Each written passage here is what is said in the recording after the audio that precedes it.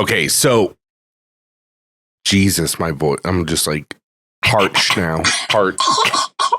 He's tried to say it so many times. Now, I don't know if we're ever going to get the message. It's like saying the title. So anyways, Diner is going to be singing the national anthem, and Jordan's in Vegas racing right now. So I figured doing a whole concert there. Yeah, I know. This was the least I could do is just bust out the NASCAR shirt. You know what I mean? So NASCAR. I actually really fucking like that song, and I love all her songs. She honestly, she does. She makes really good music, and the thing is I'll admit, and she writes it herself. Oh, see, I didn't know that. No, yes. I'm glad you said that. I didn't know she wrote her own music. But I'm not a huge country listener.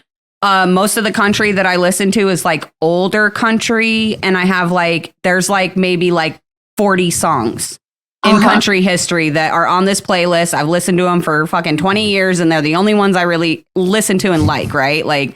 I don't explore in the country world very much, but I actually like all of her fucking songs. Every single one I hear, I'm like, this is actually really good. She just had a new one drop this week, too. Well, and I'm like, how the frick does this girl not have a damn record deal at this point? For real. What? She's really, really good. And she's gorgeous. She's personable. She's funny. She's a vibe. She's just a whole vibe. Did you see the video of her and Jordan out golfing? Yes. Yeah. Oh my God. I love them so much. Instantly fell in love with her. Instantly fell in love with Diner in that moment. I was like, okay, these two, Diner and Jordan make so much sense as soon as I saw that. Are you talking about the video where she's in the golf cart, driving around in circles around him? And she was talking hella shit about him too. She was over there, she's narrating what was happening out there. And she was mad talking shit to him. And I was like, it makes sense. I love it. I love their vibe. I love her. Yes. So no, that's really cool. I'm actually really excited to watch her. I'm so excited. That's really cool for them. I'm glad Jordan's, going to be having a good weekend. Diner's going to be singing. Jordan's going to be driving. He's racing tonight. Oh, is it tonight? Yeah, he's racing Friday night. My bad. It's happening. I thought his race was Saturday, but that's awesome. Maybe it is. Who knows? I don't know exactly when it is. I assumed it was on Saturday, but top tier reporting over there. Yeah, exactly. Who knows? It's happening tonight. Oh yeah, yeah, but it could be happening tomorrow as well. Yeah. Well, I watched Anchorman earlier, so you're welcome. 60% of the time, it works every time. Well, fuck. Speaking of adorable ass couples, and I'm so glad you brought up Will Ferrell. Have you guys been watching CT's Instagram page? Oh yes. Yeah. With his girlfriend, Kat. Oh my God, I can't handle it. My God. Okay, first of all, the first thing I gotta say is they're fucking adorable. I really like Kat. She it feels like she fits him, right? And seeing her humor and stuff, I'm like, oh, this is so cute. But in that video that they posted, I want to say it was a day or two ago, where they were I think CT captioned it. He's like, how I imagine people when they have a problem with us or something to say about us or whatever it was, Yes. It's the second clip. Okay. They do their wake up thing, and then they do the teeth brush and she's shaving his face. And then the second clip, he's standing behind her and she kind of wiggles her butt on him. And he sticks his hand somewhere, and then he smells it or something. I want to know what the fuck they're doing. Are you doing what I think you're doing? Because, and they both get this weird look on their face. So then I'm like, what are you doing in this clip? I need to know. It has been driving me nuts. I don't know if I want to know. I'm not gonna lie. I kind of went off in the beginning of that, and then I got brought back instantly with he had his hand down her pants, and then he sniffed his hand. I'm not saying it was down her pants. I'm just saying his hand was down under where you can't see on the screen, and then it came up, and I was like, what are you guys doing? Come on, we're all adults. We know what that was about. The wiggle thing is that anyway. It's whatever. So apparently, I heard that. They actually started they have a whole TikTok now, a whole TikTok channel. Do? Yeah, Rick's following them. They have a whole TikTok channel now. We'll make sure we link it for all the listeners. It'll be linked down in the description.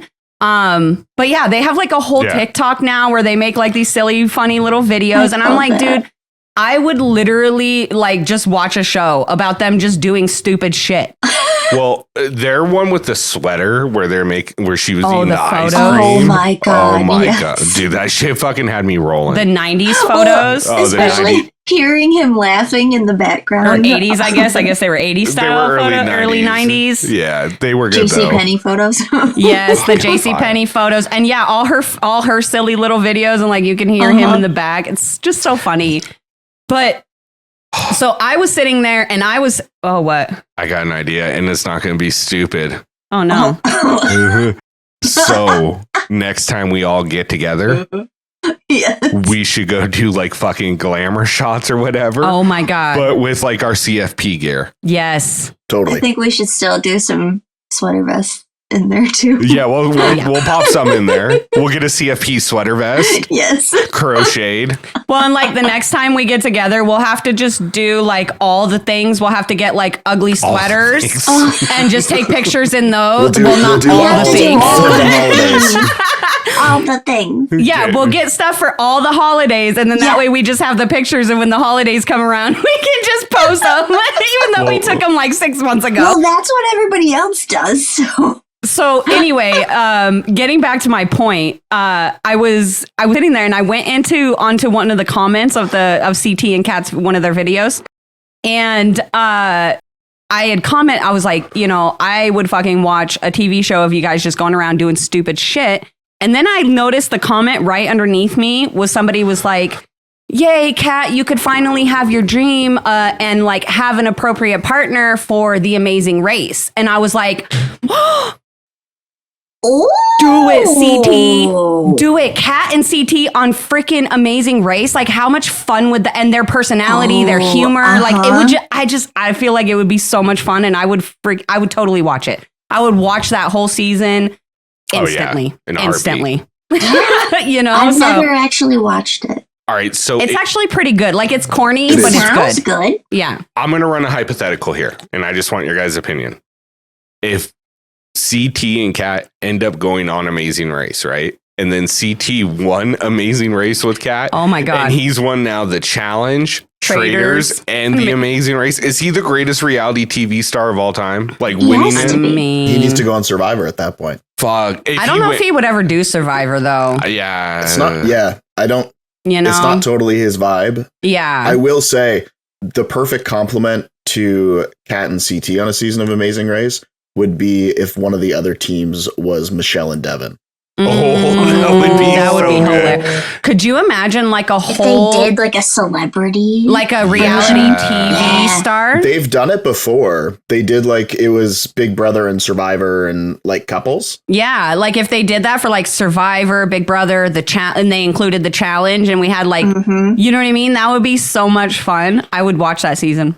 I forget what the other show was, because they did one for The Amazing Race that was like Survivor players and Big Brother players, because Rachel, what's her face? Rachel Riley? Yeah. From Big Brother? Oh, yeah. Her and what's his guts Floaters, get a life vest. Yeah, that one. My favorite.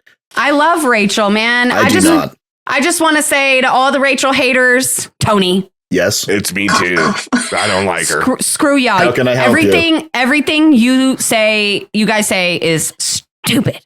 Okay. I'm sorry, I can't back you. I don't know her. Better question is, what season? The season with Josh, the girl and the ex-Marine that got together. Oh, Jessica and Cody. Yeah. Yeah. They were on Big Brother Cody. too. She would. Katie would hate Cody. Oh my God. I feel like she would like Dr. Will though, because she likes bananas. She'd love Dr. Will. Yeah. Dr. Will's different though. I like Dr. Will and I don't like bananas. It's because Dr. Will couldn't steal the money from anyone. It's true. That's so funny.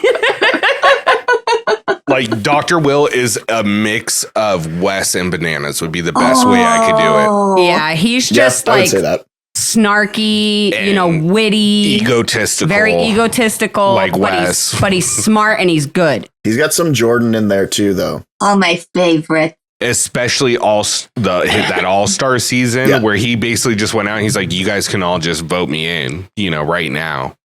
Yeah. And nobody did. It was not a single person voted for him. He walked in and was like, all of you can just vote for me. Like, it makes the most sense for you to vote for me. It makes the most sense. It's the smartest thing for you guys to do is to get rid of me, and not one single person voted for him.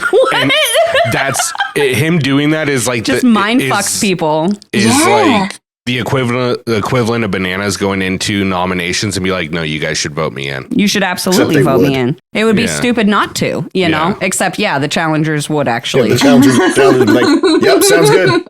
The Big Brother, there's too much alliances. They're like, wait a minute, does he have the numbers that we don't know about? Exactly. That's it. It's such a mind fuck. It really is.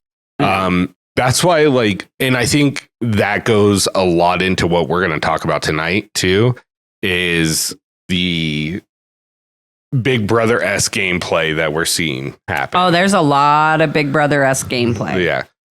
But before we get into that, I know you have one more thing that you want to talk about. You're wearing the sweater for a reason. Let's go. What do you mean?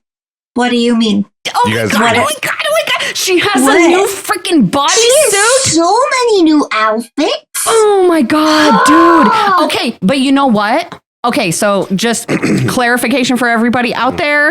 Katie and I have been texting about this all evening, and the energy is through the fucking roof right now, okay? We can handle it. But the boys are wishing today was the girls episode. Right? We're at a fucking 9 right now. DEFCON 2. But any closer, it's full nuclear. Taylor's in the house. What I didn't see before I was texting you, I actually just saw it right before we hopped on, is apparently before she starts the concert or whatever, she has all the photos and all the shit that goes through. There was a whole fucking segment where it was literally just debut photos. Oh, yes. I was like, okay, so she's, I'm starting to question, she's going to do debut first. And her, I guess debut's technically, I'm trying to think of the colors we use for the bracelets. And I think debut is technically green.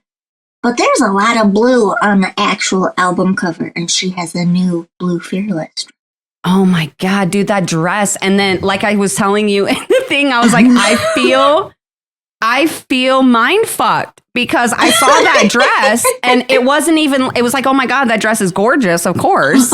But at the same time, I saw the dress and I saw the blue thing in the middle with the 3 things down. And I'm like, what does it mean? What does it mean? Why is the shape like that? All her shit is custom made. Okay. It's not like she just goes to a fucking department store and picks the shit up. It is all custom made. So why did she make that middle part that color and shaped that way with the 3, just if I'm what does it mean? Dude, or does it mean anything? It might mean nothing. It could be nothing. It literally could be something. It literally could be nothing, but I don't know, man. She does everything on purpose.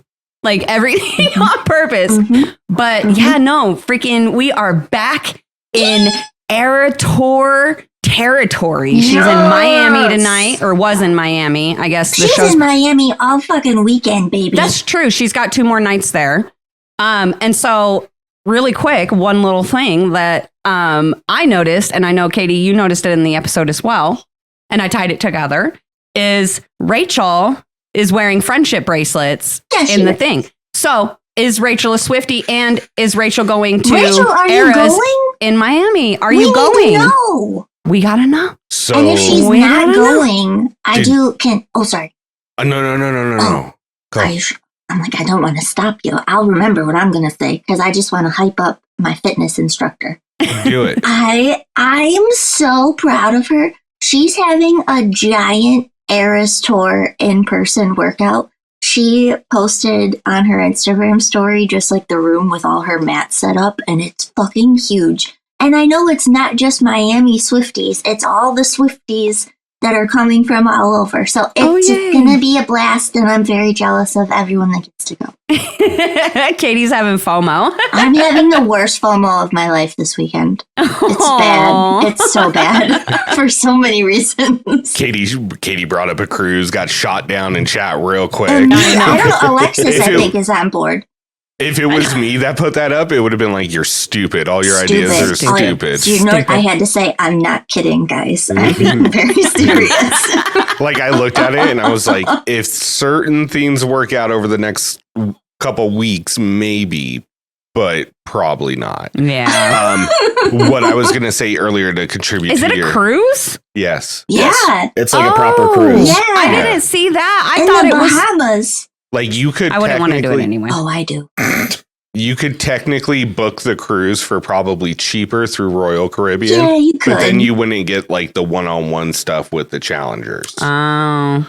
Yeah, no, I wouldn't be comfortable anyway. I didn't even realize it was a cruise. Why wouldn't you be comfortable? Because fuck that. I What? don't do big boats out on the water. I'm good. And she cannot lie. I'm good. Fuck that. Really?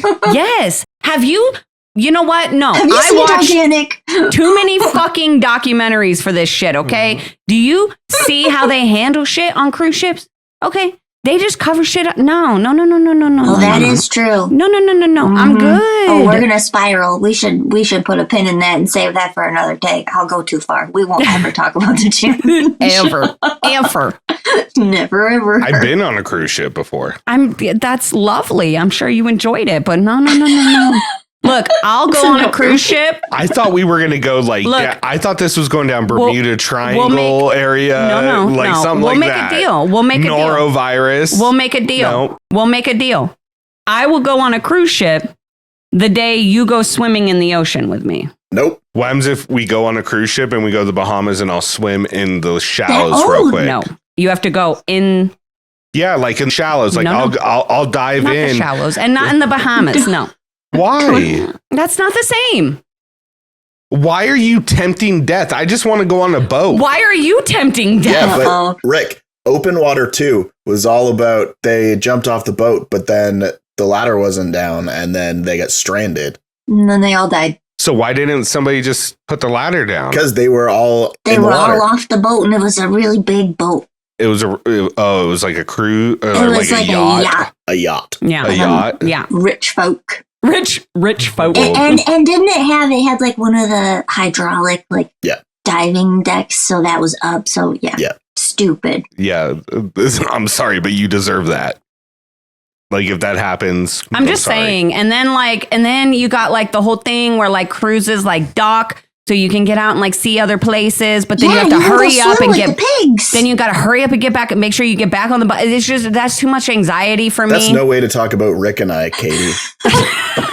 Wow. Jesus. The disrespect. Right? Blatantly just we missed disrespect. 1 week swimming with pigs. I can't. I need you to edit little piggy noses. Like if you would have said norovirus, I would have been like, yeah, we've had this conversation many a times. No, because I've told you one time I want to do a cruise in Alaska. I know you've said that, and I've said no.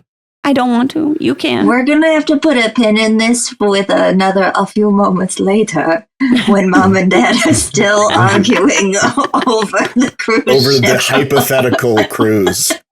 We'll talk about it. Would you go on a fishing boat? No. What about a shrimping boat? Because they're smaller. Oh, shrimp boat. It always comes back to Forrest Gump. This is where I will tell you where my line is, okay? If the boat is going out so fucking far that I can't see land anywhere around me, I'm not fucking going. Would you fly over the ocean? We've flown over Her arms water. would be tired. No, we've flown over the flying over like the whole, like the ocean. Yeah. I mean, I guess I'm in a plane. It's a little like different. The whole ocean? Like would you go across the whole Atlantic? Would you like to go to Europe? Go to Yes. Italy? I would do it to go to Italy. Cir's gonna charter a plane that just goes over water explicitly. It's just gonna go out of about 20 miles outside of LA and just do circles. Really quick, I feel the energy shift of wanting to push the intro button and get started on the show. Yeah, I do. But really quick, I just want to point out that there is a lovely new piece of art behind Tony, and I am curious about it. Yeah, so my friend Kelly King, who I went to college with, she is an artist, and she was selling a bunch of her stuff, and she took a bunch of photos of it, and she had it posted online. And there was one that was a side view, and I messaged her and I was like, so our logo is a gorilla with headphones. That would be amazing. And it was a profile shot. And then she said, like, I'm actually working on one that is front on. I was like, cool. So she sent me a photo, and it's like almost the exact same expression as well. So I was like, done. Absolutely. And small world of small worlds, haven't seen her in like years. Her coworker is my dad's neighbor. She lives an hour away. It just so happens that she works with my dad's neighbor who commutes back and forth for work. So she was like almost done the painting. So she finished it, sent it home with my dad's neighbor, who brought it over to my dad's house. And then I went and picked it up. No, I like it, dude. It's really cool. Fun. Does she have like a website or like? I believe she has an Instagram. And if not, I will find out from her so we can link it. Cool. Yeah. So we'll link some information down below for her. But yeah, no, that's awesome. I honestly like looking at it, like you said, it looks like our gorilla almost. Yeah. Exactly. And so like when I first saw it, I thought like she had painted it like looked at our logo and then painted like a, like a not replica, but I can't think of the word I'm trying to use. But so that's really cool. Like just the irony of how it worked out. So words are fucking really hard this week. If she wants to do another one, but with a gorilla, like actually do the logo, I'll fucking buy it. Yeah. I'll buy it. Right meow. Right meow. I will let her know. Definitely. It's not going on it's not going in the studio. I'm putting that fucker in the bedroom. There you go. Going above our bed. Right on the ceiling. That's enough of us talking shit. Let's get into this show. What do you guys say? I have one last thing to say just for you. Yeah. I forgot to mention that even though it was the official start of the Eras tour, I went to a concert tonight. That's right. So there's a band called Swift Kick, which has been they've been named as the most entertaining Taylor Swift tribute band in Canada. They're from PEI, and they came locally. They came to Bridgewater, and I bought tickets for Sarah and I, and coordinated Sarah's mom looking after the kids, so we actually were able to like go out proper. That's awesome. So we like went out for dinner, went to the concert, and I had no idea that it was even happening. And then I saw that there was pre-sale, and I was like, this is the closest we're going to get to going to see Taylor Swift live is a tribute band. Yeah. Which is fine and cheaper. And I was able to get I think we were in the second row. And they were awesome. That's so cool. A 5 or 6 piece band, and they had amazing energy. I said to Sarah, like, I would gladly go see them again. They were fantastic. They played, again, mostly Taylor Swift stuff, but then they also played some other stuff too. Sarah's mom was like, I think that it's like geared towards kids. And I was like, it's not. It's just the fact that like most kids are super into Taylor Swift. Yeah. So there was a very tiny mosh pit in the front of the stage because, of course, there was confetti cannon. And then, as you do when you're a child, you're like, I'm definitely getting all of that confetti. Fuck yeah. Even just when you're a child. Forever. Yeah. That's what I was thinking. I'm doing that as a full-grown 35-year-old adult woman, okay?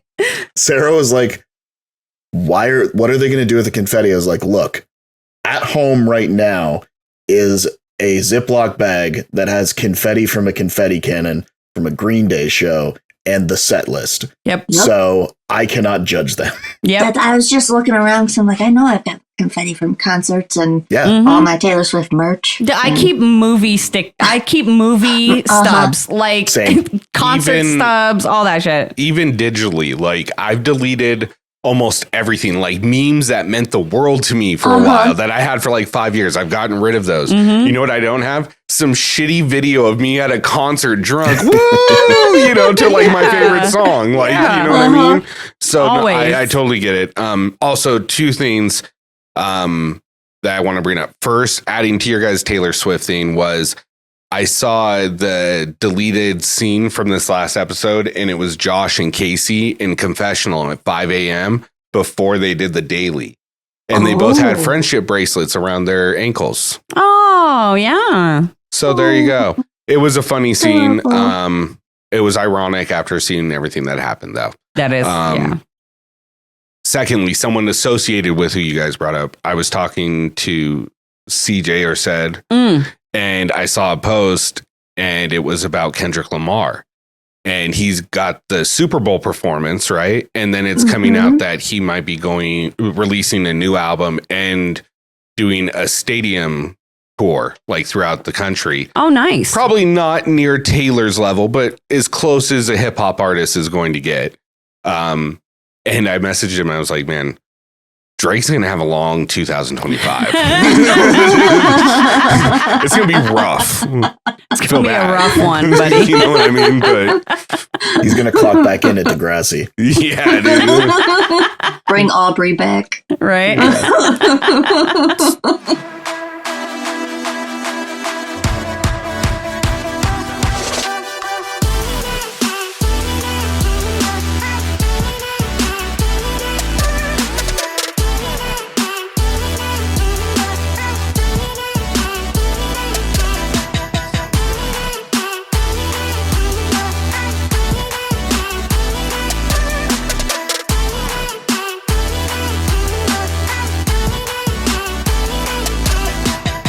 I'm just saying that was fucking great. But hey, everyone, welcome back to the Challenge Fandom Podcast, the greatest challenge podcast out there.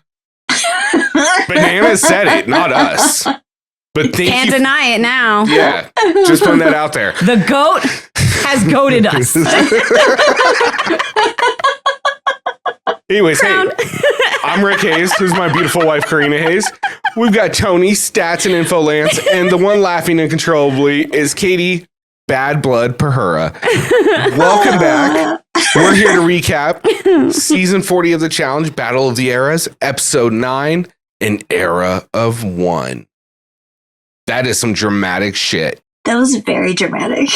Your intro was super dramatic and amazing. You're welcome. I'm just saying the foreshadowing that happens from the pictures doesn't do anything, but the title is. What the fuck? Like, that's your foreshadowing, is the title. That's where your foreshadowing starts. Yeah. Because it's sure not where it ends. No, literally saw the title as I was pushing play on the episode, and I was like, I already know what happens in the daily. I already know. Like, you know what I mean? It felt like an instant spoiler. Like, it felt like back in you remember when it was like, I think it like back in like the duel days where it was like the titles would be named like bye bye Tina and Tyler or some shit like that. I'm like, why even watch the shit now? Like, Jesus. Well, and I did like the clip that they showed in the picture. You know, I think it was, you have it from Battle of the Sexes. Is that right? It was season 6, Battle of the Sexes. I actually didn't notice this until this episode, is that underneath the picture frames, they literally have the season number and title in like a little plaque right under it. Oh, I didn't pay attention. I went back to look at the clip because I couldn't, like, when I watching it through. God, I can't talk tonight. I'm so sorry, everybody. She's nervous. It was an exciting episode. Watching it through the first time, I couldn't place where it came from. And so when I did the second watch through to get notes, I was like, oh, I'm going to watch the clip and then I'll figure out what season it's from. And then I noticed the little, I was like, oh, damn, those been there all season. I felt really dumb. But yeah, so Julie and Melissa from on Battle of the Sexes, they were from Real World New Orleans. And yeah, that clip instantly knew that there was going to be some sort of betrayal, backstab, and I was ready for it. I've been asking for this. I've been asking for some. I think you just asked for this last week. I did when we were on with Derek. I was like, I'm sick of the friend play. I want to see some backstabs, some blow ups, etc. So it's the friend play, but it's also like so many people that are in eras that aren't actively working with their eras and wouldn't normally. So they're kind of tethered to people that they normally would not play with at all. Yeah. I just feel like so far this season, the gameplay has just been so like mild. It's been volunteers. There's been no dramatics down in the sand after the eliminations with picking new targets. But even then, it's not really like dramatic for me. Up till this episode, it wasn't really dramatic. It was just, you're kind of the outsider on Era 4. And as much as that sucks, it just kind of is what it is. But it was like, nobody was like and we talked with Derek about it last week, was, everybody's going out there. Oh, can I have a volunteer? Are there any volunteers? No, take your fucking shot and just name someone. Like, that's what happened this episode is what I would want. I've been waiting all season for, as far as it comes to naming new targets, where they just bop, bop, bop. This is who it is. And I don't give a shit whether you volunteer for it or not.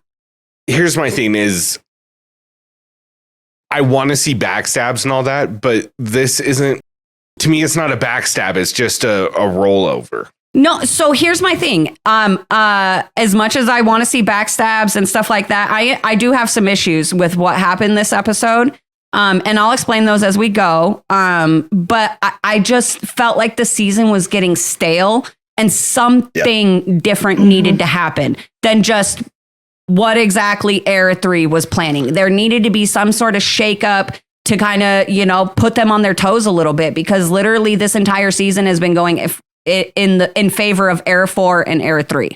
And specifically the Vacation Alliance within those two eras. And so I was just ready to see something happen, anything, So, okay, I want to ask everybody's opinion then, based on what we're saying. What's your overall grade for this episode? And then I'm going to have you guys kind of defend your position if I think the grade's wrong. Okay. I'm going to say that this is A-. The only thing that's missing is like a blow up, like a big blow up, and probably a little bit better of an elimination. That's all it's really missing for me. I'm giving it a B, like a B plus. Same things you're saying, but I think that those things hit for me a little bit harder. For me, I understand the difficulty of the daily, but it was boring as fuck to watch. And same like with the elimination. I understand the difficulty of that, and I'm sure it must have been frustrating and aggravating as hell. But it wasn't really entertaining to watch. And I was hoping obviously for a little bit. It just felt kind of stale. Like it felt like the episode we had a couple episodes ago where it was like the same conversations were happening in the house and then in the club and then again in the house and then again in the nominations and then again post. It just all felt like the same thing. So it just it fell a little bit flat for me. But I think what really is like, I really loved about it was the whole like last 20 to 25 minutes of it. That was what really like to me set it apart from everything else this season. I'm actually in the exact same boat as Karina. I'm going to give it like a B plus. There were some things that annoyed me with the episode. There were some people that annoyed me in the episode. I really liked, again, the back half as well when things started to actually happen. I found on the rewatch, I was sort of disengaged with different parts of the first chunk just because I'd seen it once and it was so kind of paint by numbers with the foreshadowing that I didn't really have to pay attention to know what was happening, even just watching it for a second time. And the same with you. I'm sure, like, I wouldn't be able to do that daily. I would have done the exact same thing that Josh did. Yep. But watching Rachel, like if they did it unedited, watching Rachel sit there for 15 minutes. TJ pulled his phone out. Yeah. And that probably wasn't the only time. Oh, I'm sure not. I get it. Just to me, it was the only. All right, we're gonna get really in depth if I go down this road. Never mind, Katie. What's your grade? It's okay. Mine's gonna be really short because I really don't have anything different to say. I'm sorry, Rick. I'm a B plus. A B plus. I'm sorry. I'll just say this to defend my position on this grade. To start off, I'm grading on a curve, knowing what the challenge is, because I think that there are overarching problems with the challenge that can't be solved with simple changes of different types of dailies and different types of eliminations. There's a bigger issue going on with the challenge, and we can get into that later, but that's a really heated argument I'm going to make. Is it going to get spicy? I'm sorry. I'll just say it. I think one of the main issues with the challenge, and it's a reason why Survivor and Big Brother are so popular still this many years later, is because the gameplay doesn't change not the gameplay. The games and what they do doesn't really change at all. Every year, it's the same shit over and over and over. What changes is how they play the game to a degree, because you have different personalities and different sets of people that can play it their own way every time, right? Yeah. But when you have someone with the challenge, when you have people that have played it a certain way for 20 years, 15 years, then you don't get that new introduction of gameplay. And I know that's not a stance that I've normally taken, but I think that they have to do something different, because pulling from these other reality shows is great, but you need to get some fresh blood in there and some new, a fresh and not fucking, Instagram influencers that everybody already knows. Just get regular fucking people. Yeah. Normal people we did back in the day. I feel like we've said this so many times, but how they cast the real world and road rules. We want more, I want to say diversity, but I don't know if that's the right word, because these people are obviously diverse. Authenticity. More authentic humans. Yeah. Give me the people who would never be considered a quote unquote influencer. Yeah. That have less than 5,000 followers, or they don't have social media at all. Yeah. I want Jeff that works at the fucking hardware store, down the street from fucking, Tennessee or whatever. I want just regular people. I don't want, Christina, whatever the fuck, who's got, 535,000 followers on Instagram. And I'm just sick of every single, and somebody else pointed this out, but I'm just sick of every single girl. Just everybody looks the same.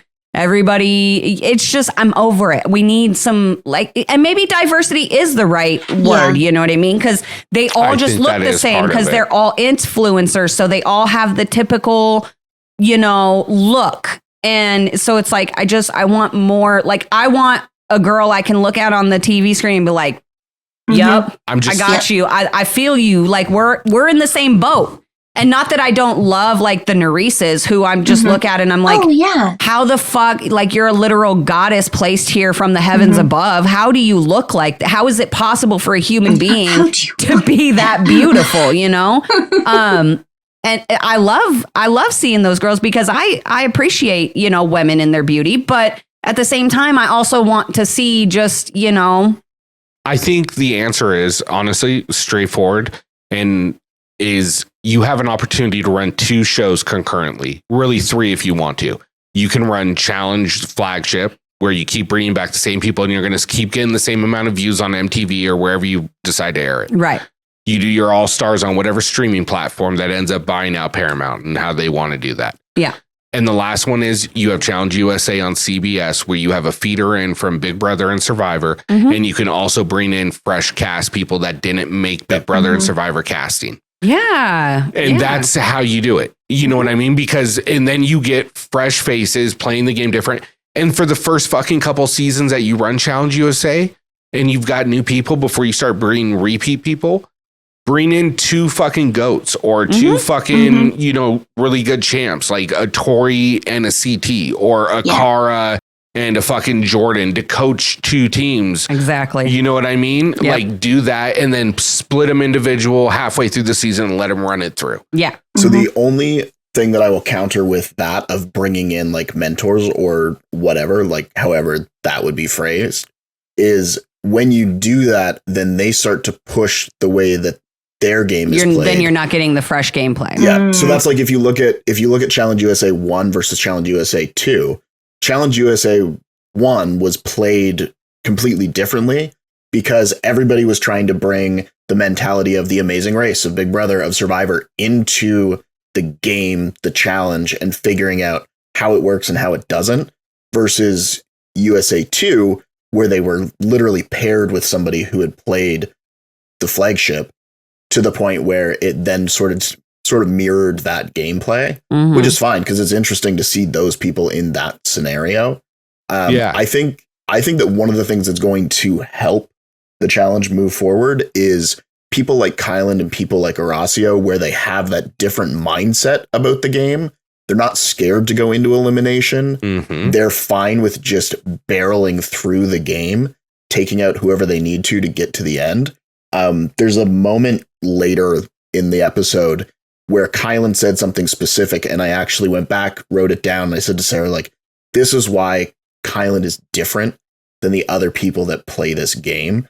And I think that his mentality will help bring other people with a similar mentality forward, because they're going to see him play and be like, okay, now this is a show that I can take part in, because people are willing to play this way. Right. And I think that'll help in the long run. I agree. Like, we do need to have a bit more variety in the players that we're seeing.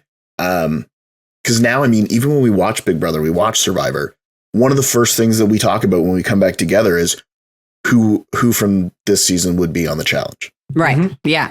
And even if it was something like they brought people back from Worlds or USA 1 and started off with some fresh faces and just let them run it with some people that have played the challenge in a different setting, I think it would work. And it still gives you the flagship on MTV with your cast that you love that still wants to do it, and All Stars with your cast that is getting to the point where they want to do it more for 4 to 6 weeks instead of 12 to 14. Right. You know what I mean? So I think it plays, it's a good idea. Yeah. It's just, do they have funding or anything else? And I know I'm probably going to get ripped for what I said, but I don't fucking care. That's how I feel. I will add to it. I would love to see that third option be on CBS under the umbrella of CBS. The reason for that is because then that negates all of the contract crap. So it's anybody who is under contract as a reality personality under CBS would then be able to take part in that version of the show. Exactly. No, that's a good point. Yeah. And Amazing Race typically does cast just standard people, and they don't get social media crazy unless they win. I mean, like, if you're like 12th out, I hate to say it, not everybody's following you. Sorry, I know we went off on a tangent, but we're back. Gus, is that you? Oh my gosh. So you wrote this down and you brought it up when we were watching the episode, and I think this is a really good point. What was the Vacation Alliance thinking about, like, all like self-nominating on the same week? Like, dude, I don't understand. Spread that shit out. Look, I get Tori and Devin being ride or dies, volunteering together, but it's stupid. Why would you? And then Kaycee followed it. Like, why was it not a plan to go as long as they possibly could, rotating so that you're never forced to go against somebody else in the Vacation Alliance? Do you know what screwed it up? Devin not nominating himself when Michelle was in the sand. Or Josh. Yeah. Because Josh did it first. Yeah, but I mean, like, when they had that conversation with Devin about, like, why are you going to nominate yourself? And he was like, well, no, because Michelle's there. She won't pick me anyway. And then he did it the following week. But the following week screwed up the order. I also think 3 is rotating amongst themselves. 4 rotating amongst themselves and not paying attention at all to who else is being nominated from other eras. I do agree that part of the reason I grade this episode so high is because of what happens later in the episode and the change that we get, because it's so needed in this gameplay, because the current is just so played out in the, like you said, going back to what you said, the whole, oh, I volunteered. Do you want to volunteer? You know, do you want to go in? Yeah. Stupid. So that's why I give it that extra notch in the grade, is because of that. That's fair. Twist.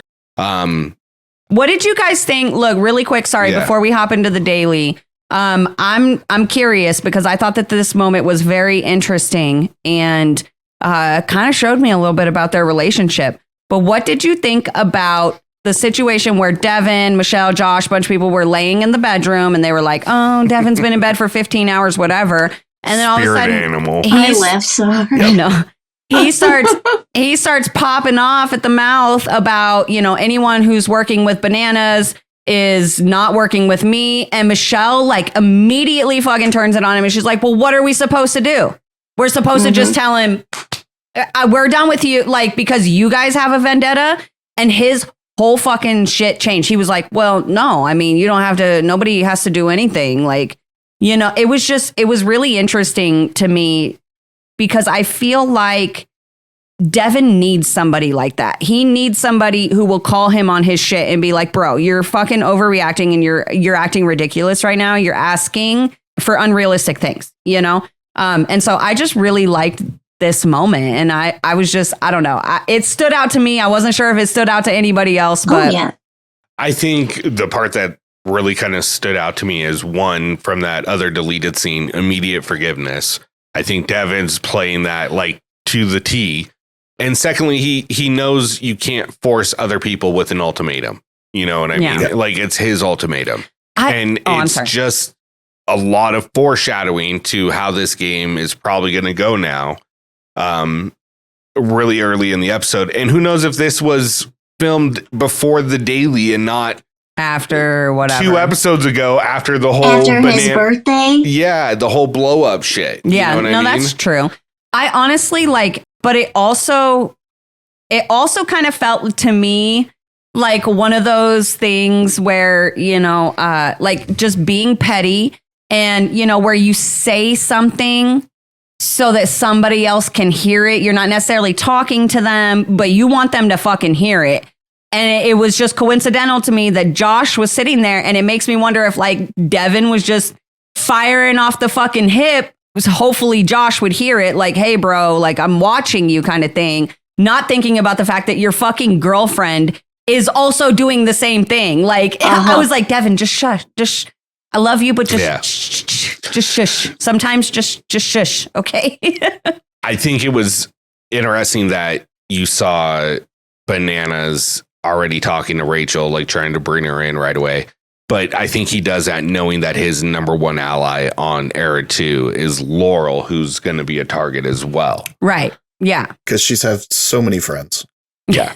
Now, I haven't listened to the Rachel Bananas interview yet. No, I haven't maybe either. that sheds some light on their current relationship compared to what it used to be. But they wouldn't work together before. I listened to part of it, but I don't recall anything about it. So that's not helpful. I believe somebody had mentioned that because I had said, I forget who I was talking to, but I had said that I found it funny that Bananas was like taking credit for Devin going home when he wasn't in the elimination and Rachel wasn't going to pick Ryan to go in the sand. Yeah. But then the only part that I knew about the Bananas podcast with Rachel was that I guess Bananas had started that conversation about why you should pick 3 and 4 instead of 2. Because duh. I mean, and that's kind of the thing is it's like, I get it. And I get why Bananas wants to take credit for it. I know that I'm sure he takes shit for losing to Devin. And I know that shit lives rent free in his head. You know what I mean? Yep. So I get him wanting to take credit for like, oh, I got Devin out, blah, blah, blah. I beat you. I won. But at the same time, it's like, it was kind of to me, just like the obvious answer. It was common sense. And so, I mean, I get him taking credit for it, but also no, Bananas. just no, bro. You know what was a yes, though? The name of this daily. Bottoms out. Freaking Ryan. Oh my God. Jinx. Oh my God. So much. He said perfect. But then even Derek's like his confessional too. Well, Ryan's confessional got me. He literally didn't say a single word, but it was so fucking funny. I love those two so much. I'm just going to say that I'm glad the movie preview was last week and not this week. Really quick, before we get into the daily, speaking of Ryan and Derek, man, these two are having a fucking week. So, sending love out to Ryan, his little Frenchie puppy baby girl, Dublin. got sick. She's doing a lot better as of today, Friday, but it's always scary. She's only one, so sending love out to Ryan in Dublin. And then I don't want to get into too many details, but Derek put out today that he had a family. There's stuff going on with his family. So just send him some love and just be nice to him, man. I feel so bad for him. So we love you, Derek, and we are so sorry, dude. We're so sorry for everything that you're going through, and sending you all the loves. So much love. But yeah, no, I actually I loved the idea of this daily. I thought it was it was a really good daily for strength, endurance, stuff like that. But it just wasn't fun to watch. Okay. Yeah. Go ahead. I said yep. Oh, I thought somebody was going to jump in. So here's my thing with this is I know they have to make it fair for Rachel because it's only one person on her team, which is her. And I get it. But when you have, 7 or 6 people or however many Era 4 still has, and you have a limited number of problems you can solve, Rachel was at a huge advantage because she only needed 4. Right? Max. And 4. I don't even think she used 4 pegs. I think she used 3. 3 most of the time, yeah. She did talk about that on Bananas Podcast, and I did pay attention to that and made a note. And I will tell you later when you ask a question. Okay. But yeah, so there were 27 equations. She only needed to get 4 to have enough to for both her hands and both her feet. So, I mean, it was kind of one of those situations where it was she was clearly at an advantage, and it would have been almost silly for her to lose this one. However, I'm kind of just striking it off as, her being absolutely fucked last week with Derek. Agreed. With the, you know what I mean? 100%. They were at a massive disadvantage last week. So being at a massive advantage this week, I'm not too upset about it. But what I did find interesting, and I don't know if I was the only one who made this connection, but does anyone remember Rachel's elimination against Kellyanne back on the island? No. No, I'm not thinking of that one. It was the one where they had the logs and they had to sit and they had to try to sit up on the logs as long as they could, And it reminded me a lot of that one. And so when I saw her get up there, I was like, oh, we're gonna be here for a hot minute, Okay, really quick. When I first saw this daily, I was like, who to rock this one? Jay. Oh, Jay would have killed it. Right away. I was like, I wonder how Jay would have done on this. I would have loved to see him do this one. He would have killed it. It was tailor made for him. Jay would have gone to sleep up there. Yeah. Did anyone catch Naya saying that she cheated in math back in school? Yes. That her 7-year-old niece corrected her math problems. I just love her. Look, I saw Naya taking some heat earlier in one of the fan groups, and people were like, why is Naya on the challenge? She brings nothing, blah, blah, blah, blah. She's just there to politic, blah, blah, blah, blah. I'm like, y'all are so fucking negative. I love Naya. I think she is so fantastic. Much fun. Yeah, she's fun. And maybe she's not the top female competitor, but as we've said before, I don't know. In my opinion, that's okay. Not everybody there has to be a fucking, I don't know. Matt, I can't think of what I'm trying to say, but I just hate that saying the top female or the top male. Well, nobody else is either. There's only one top person. Everybody else is behind them. I just meant one of the top people. She is a top person. I mean, look at who she's beaten in eliminations. Look at what she did in All Stars 3 against a pretty competitive cast. I mean, I agree with you. I'm just saying what I saw. That's all. Well, fuck those people. I know. Fuck them. In the most respectful way possible. I'm also curious because I know that I am not the only one who here who does not math. Go team. But those problems were easy as fuck. Fuck you, Laurel. I just want to say fuck you, Laurel, because I feel personally attacked now. I feel victimized by Regina George, okay?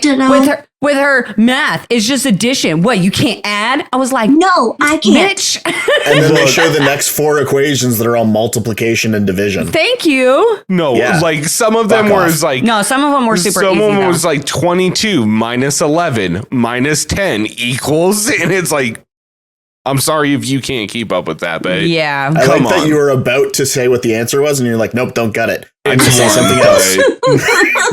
You know what I mean? Like some of them, yes, would take me 5 or 10 seconds to figure out. Like I will give you that, but they weren't, it wasn't even middle school pre-algebra. Tony, didn't you say that you got the time for the spin or whatever? 4 seconds. Okay, so they have 4 seconds on each equation. I would probably miss every other one. I'm not getting it. In addition to that, so I counted it. So basically, it stops. You've got 4 seconds, and on that 4th second, it starts to turn. Okay. So you got 4 to 5 seconds to read the equation and memorize it before it moves on to the next one. I mean, and that's the thing is like, I also wonder about the strategy of some of the eras because, like, for example, era 2, and I believe, I think all the eras were doing this, is it's like they'd have like 2 people working on the math problems and then the rest of the team just like standing around shouting out equation numbers at them. But it's like, it's like, no, everybody take one, and then, take us and you fucking figure it out and give me the answer and I'll take my own, you know what I mean? Like it was just everybody just shouting out numbers and Kylan's over here trying to add, or not Kylan, but I can't remember who was on the board for era 2, but it was, Kylan. Kylan was for 4. But Laurel, it was Laurel. I can't remember who. Ryan, I think. Maybe Ryan. But either way, Bananas is just sitting there and he's just yelling out while they're trying to add, and he's yelling out more numbers. And I'm like, no wonder half your answers got fucked up. You know what I mean? Well, like it was chaotic. Yeah. And I'm one of those people with numbers that like I have to visually see it. I can't hear it audibly or however you want to through my auditory system. Like I can't take in and process that way. I have to visually look at it. Like even when they have to do the math problems, like, and they're around dirt, I would literally get down real quick and like write it out to do my math. But you wouldn't make it level like no, we don't do that. No, I don't need that. I just need to be able to do the process. That helps enough. It does. So, well, I'm the same with reading too. Like I can't have somebody read something to me. I have to see it myself or I won't retain the information. That's fair. Yeah. The other thing too that words are hard. The other thing that made it more difficult was the fact that not only do you only have 4 seconds before it starts spinning to the next one, but you don't get to write the answer down. You have to use magnetic numbers. So if 2 numbers get stuck together, then you're trying to dick around with those while you've lost 2 equations off the board. Yeah. Like it would have made more sense if you're going to have a 4-second timer on those numbers flipping. Give them a piece of chalk. Yeah. Make it a chalkboard. Like the whole magnetic number thing is dumb and really annoying. Yeah, that's fair. So I want to give everybody on this credit because I probably, once we saw what the size of those pegs were, I was like, oh, this is going to be really difficult. Oh my God. Like I thought they were going to be actually like rock climbing pegs where you could get like the tip of your foot on there and be able to hold yourself. No, they weren't that at all. So they just looked like chewed up bubble gum. Sorry. Yeah, they really did. They really did. Like chewed bubble gum, like you just had a big wad of gum. That's exactly what they look like. Do we know if, because like however many questions you got right is how many holds you had in the container. Do we know if they got to pick where they were or if it was just randomized? Because I think it was just a select parts that they had drilled in. That's where they go. And then that was how many they put up. And then, but I did notice when Rachel said, she was like, okay, I got 6 pegs, whatever. And she goes, so I'm going to strategically select. So I think the holes are pre-drilled where they're going to go. And then they just fill from the back up towards the entrance. Because when era 3 was up, I could see the empty holes towards the end of the container. And so, I'm just empty holes and pegs. Grow up. Bottoms out. So I think. And what was the name of this? I think they could choose, like, you know, the pegs are where they are. You can choose how you utilize them, you know, like, I can't remember who it was. Was it Jenny or whatever, where she got up there sideways? I was like, what the fuck are you doing, Jenny? Like, oh my God. So I did. This is what Rachel talked about. So she said that you got allotted, like, so she got 6 pegs. She said that they didn't allow her to have, like, them in the exact spots she wanted them in. Okay. She could choose either to have like 1 handhold and 2 feet, or vice versa. So she'd have 2 hands and 1 foot. So she couldn't even use 4? Because she said the way that they were spaced out, she couldn't do it. So and that's the thing is, I think we would have got a lot longer times if they were normal, like rock climbing pegs. Yes. Because at that point with the handholds, she could have held on with one, kind of relaxed her arm for a little bit, switched off, and we would have gotten like a really long endurance daily with some of these people. And agreed. Yeah. I was looking at it from the point of view of if you've got a larger team and you're trying to answer these questions and you are actually told from beginning to end, like before they roll the cameras, what the actual daily is and how it works, you could have just said, everybody's on your own. You're assigned this question to this question. However many footholds and handholds you get, that's how many you have to work with. Yep. I know we can sit here and like really break down every part of this daily, but at the end of the day, Rachel fucking killed it. And she showed why she's still one of the very top female competitors in this game. But before, along with Rachel, I just want to give Rachel her flowers now, because I know we're going to say more about this. Lots of flowers to her. She killed it. She was up there for like 15 minutes by herself with no one to talk to. So that probably felt like 35 minutes up there, especially the way you saw her shaking at the end. So I just want to give Rachel her flowers on that. I know who you're talking about. And yes, absolutely. I wasn't talking about any one specific. I just want to give massive shout out to, you know, Kaycee, who held it in there after a majority of her team fell.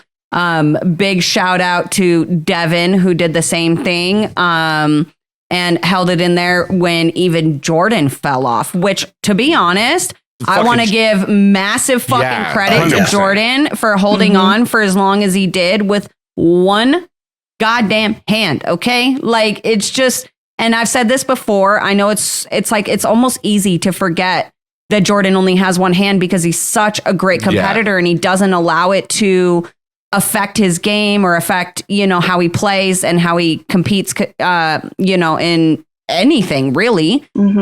But man, that was just, there's certain things that he manages to do that I'm just like, because I expected him to be one of the first to fall. And I think everybody on the ground did too, because of his hand.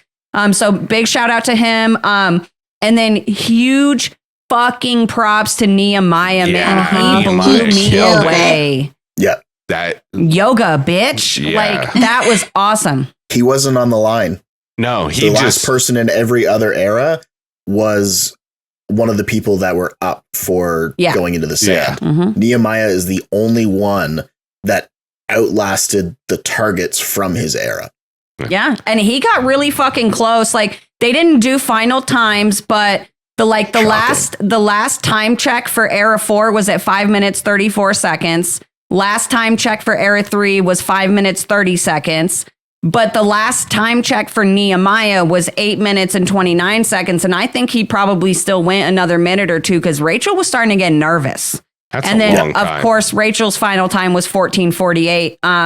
So I just, major props to all of them. They absolutely freaking killed it. And, you know, I just wanted to make sure that they all got shout outs for that. Rachel only got 2 math questions wrong as well, out of all the ones she attempted. That's true. Getting there to work by herself without people shouting at her. Exactly. She got 6 right out of the 8. Era 2, begrudgingly, I will say this, they got 17 out of 17. Wow. But they missed 10.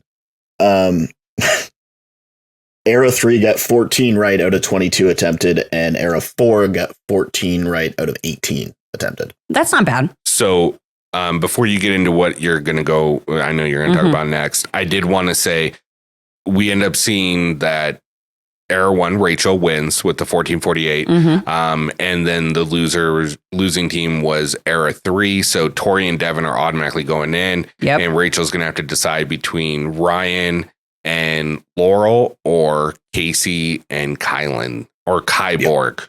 Kyborg. Shout out to Derek for his nickname. That's a fire nickname. He told us last week. He was like, there's another one coming for Kylan. And he's like, I don't know, I don't know whether they'll air it, but I think they will. And he's like, it's coming and it's really good. And as soon as I heard it, I was like, oh, Derek.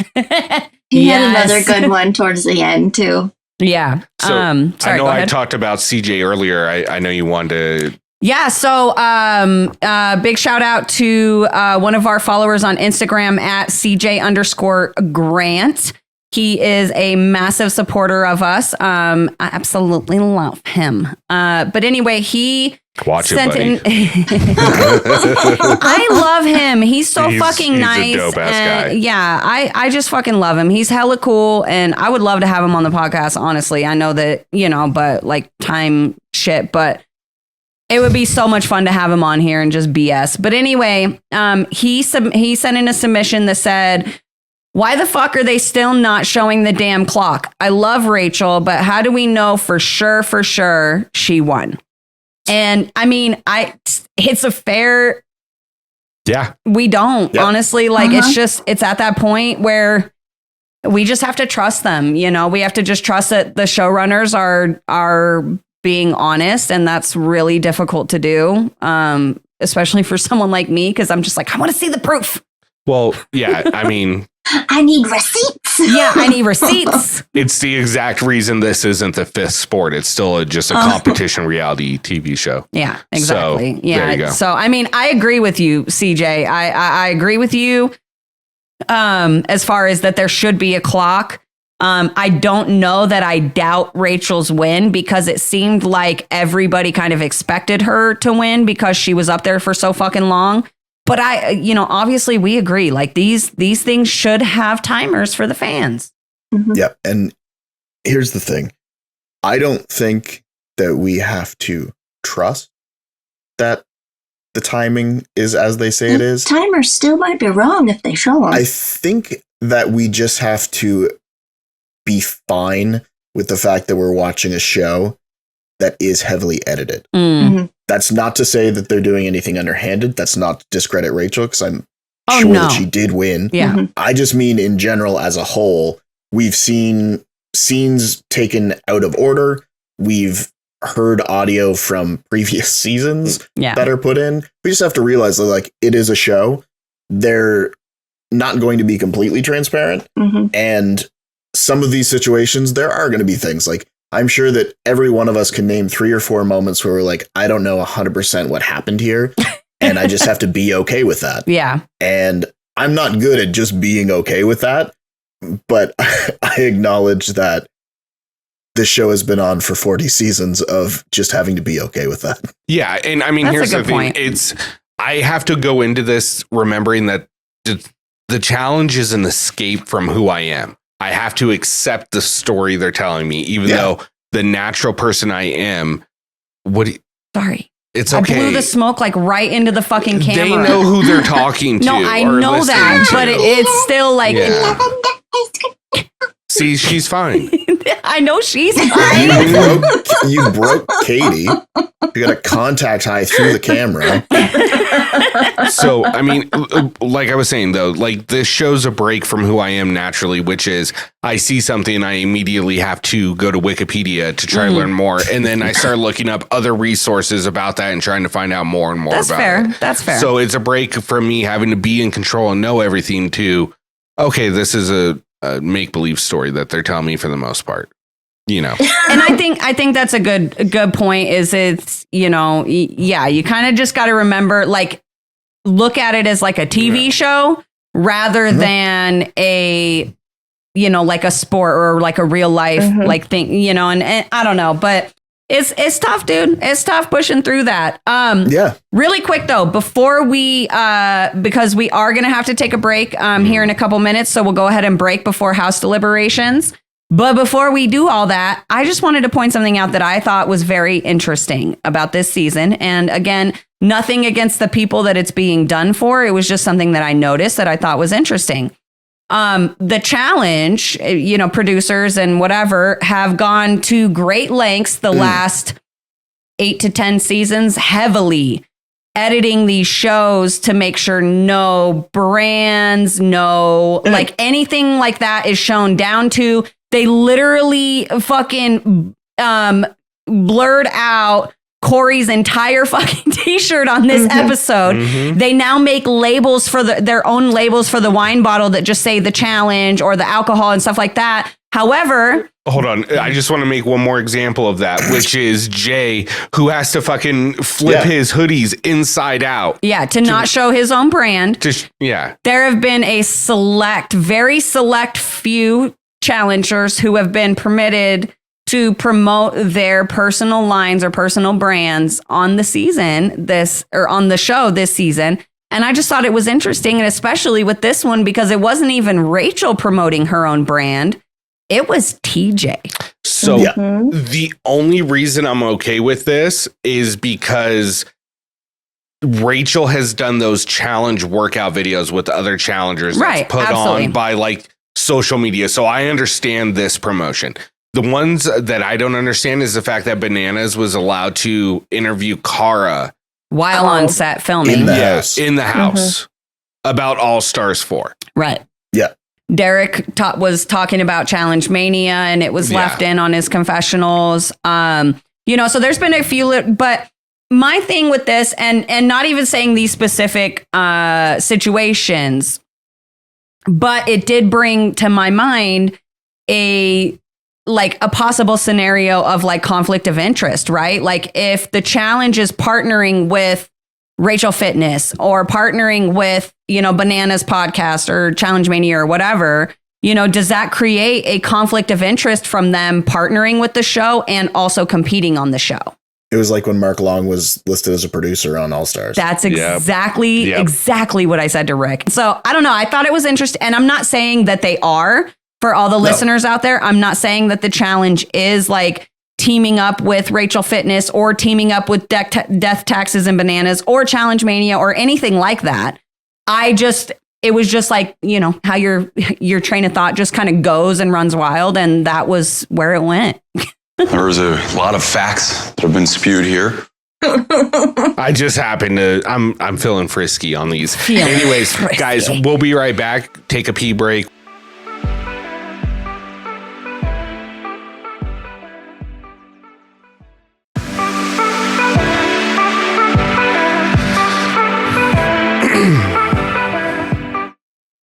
Hey everyone, welcome back to the Challenge Fandom Podcast, the greatest challenge podcast out there. It's twice. Facts. It's almost like the challenge edited it themselves. It's Bananas weird. just spitting facts out here. Look, I'm gonna do that till they give us a cease and desist, and then I'll stop using that. We'll take it off the road after that. Anyways, where we left off was right after the daily. We're back with the House deliberations. Karina finally noticed that they put the names on the wall with little emblems. But I've seen the names on the wall, but I've never seen the little emblems next to it, like the shield next to whoever won, and then the little I really like these because, first of all, like the shield, that's a total throwback to, like Inferno days and whatnot. And then the little arena looking thing symbol next to whoever's going in. It looks like the old gauntlets setup and symbol. And so I just really liked them. It was just like a little nostalgia, little thing that I hadn't noticed up until this point of the episode, or this point of the season. I don't know why I didn't notice it before. Rick said he's noticed it. And so it's clearly been in other episodes. I just didn't fucking notice. Just how life goes. I mean, it's no different than the picture and not realizing that it has the episode or season or true, whatever. I didn't notice that either. My colorblind ass would appreciate if it wasn't red on wood. That's true. That's a good point. So this first scene we get in the House deliberations is basically the thread that runs the rest of this episode. Yeah. And it's Kaycee, Theo, and Jordan talking to Josh about getting Rachel to save Kaycee, because everybody knows Josh and Tori have a relationship with Rachel, a little workout alliance, and the vacation alliance is trying to get the workout alliance to work together. Right. And, you know, Josh says he's going to try his best, and you know, Theo comes out and says, "This is your chance to show you're useful as a friend." And I fucking died. He said, "For once." For once, you're useful as a friend for once. I was like, He's oh not my wrong. Theo.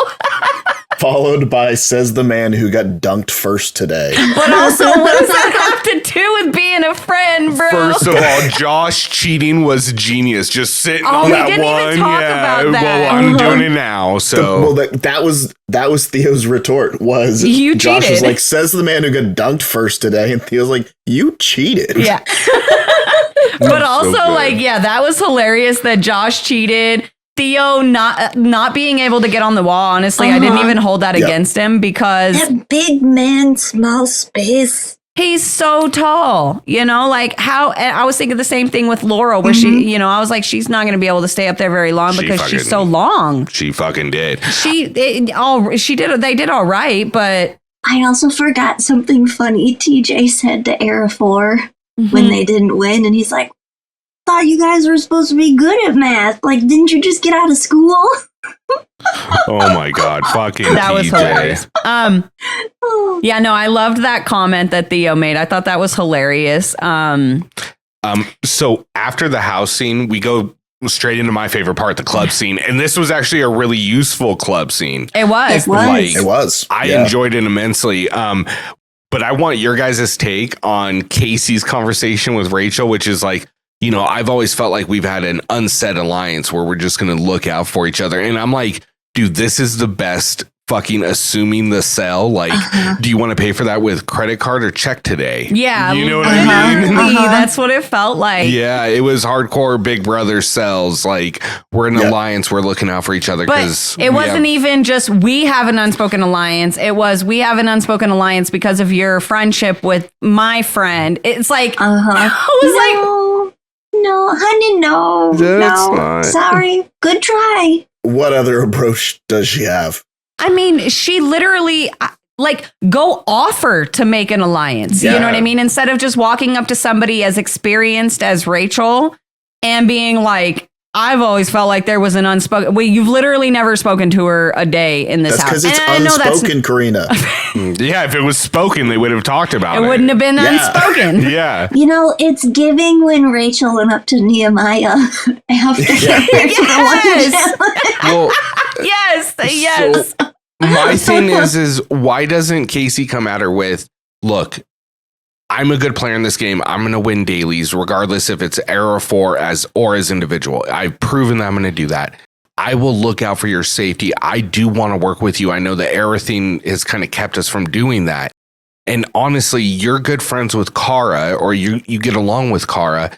And I know Laurel is a really, hard person for Kara to deal with. Let's put her in against Tori, and Tori will probably beat her. And then Tori's going to keep working with you. Josh is going to keep working with you. And now I'm going to work with you and whoever I'm good with. Kylan and all that. And Kylan gave a really convincing conversation to Rachel. Did. He did. He's, his social game is getting better and better every season. He's turning into a real threat.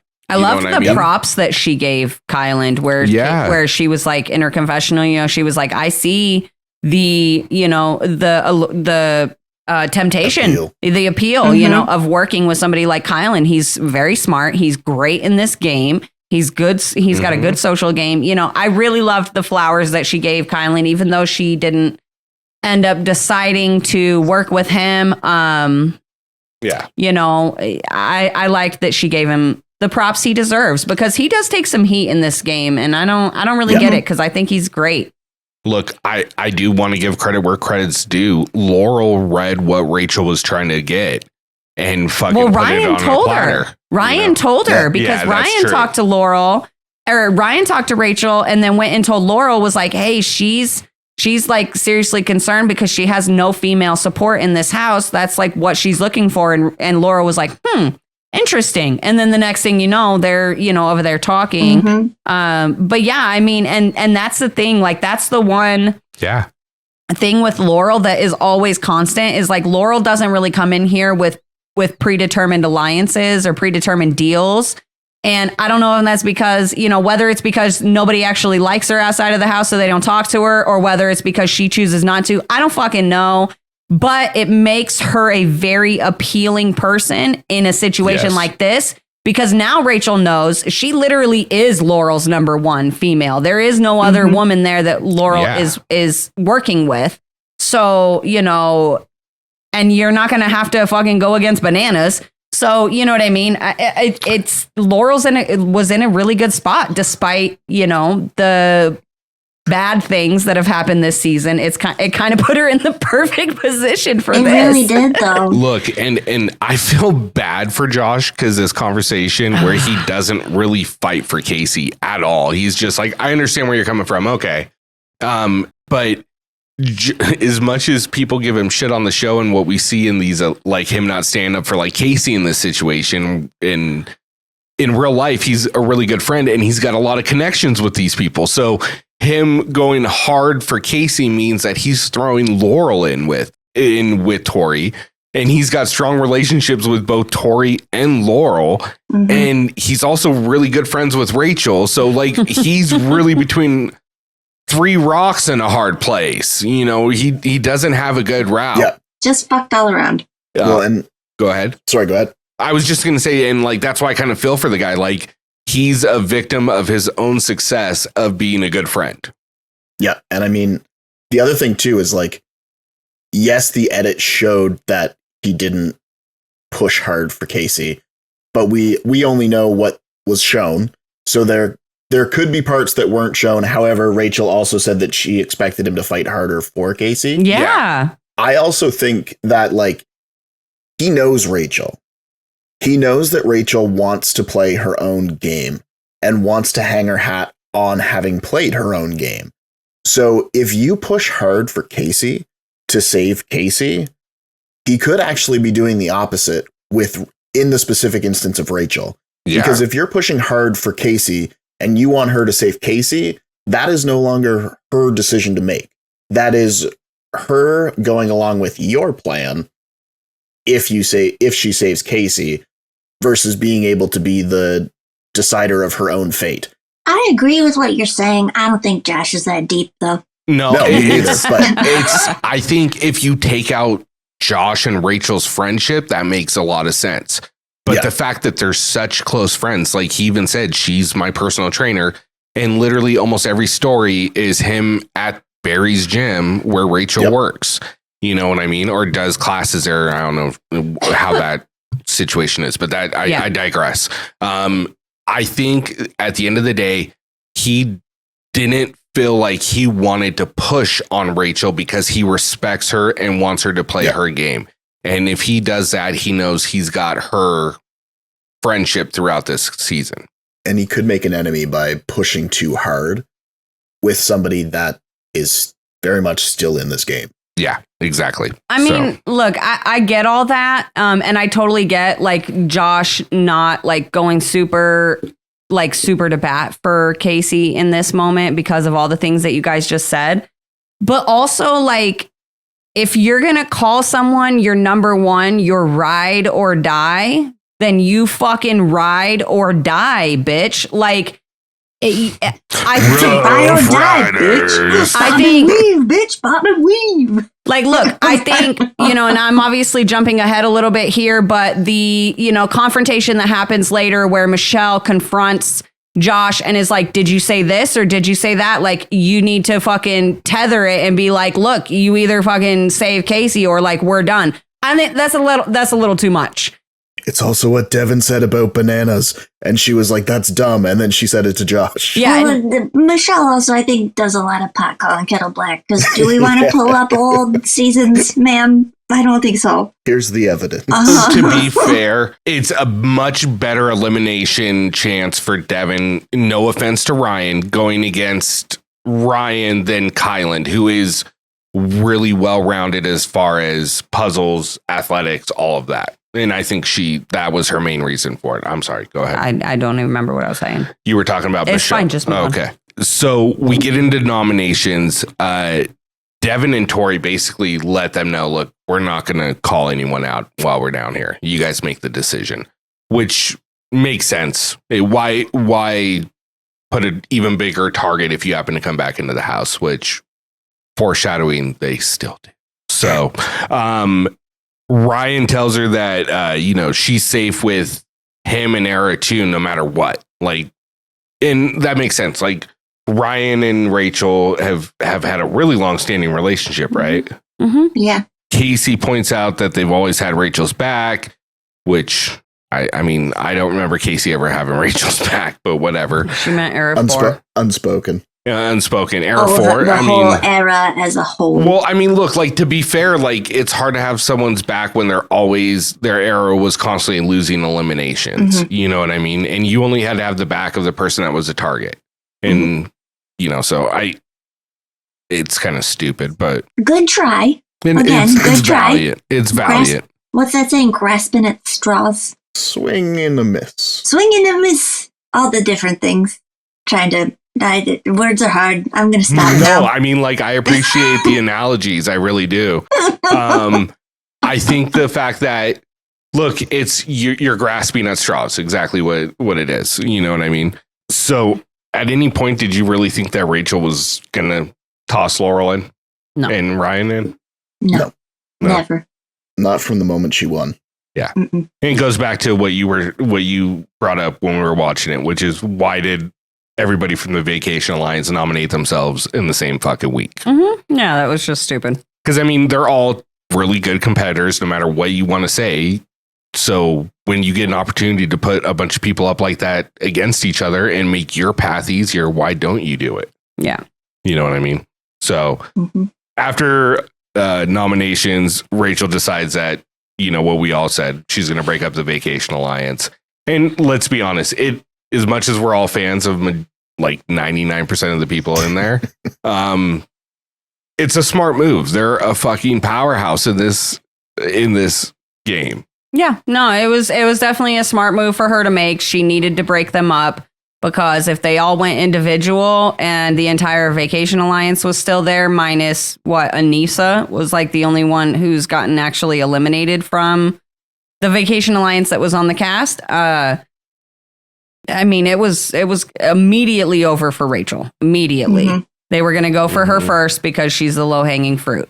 Exactly. So, I mean, this was the best choice for her. Do I like it? No.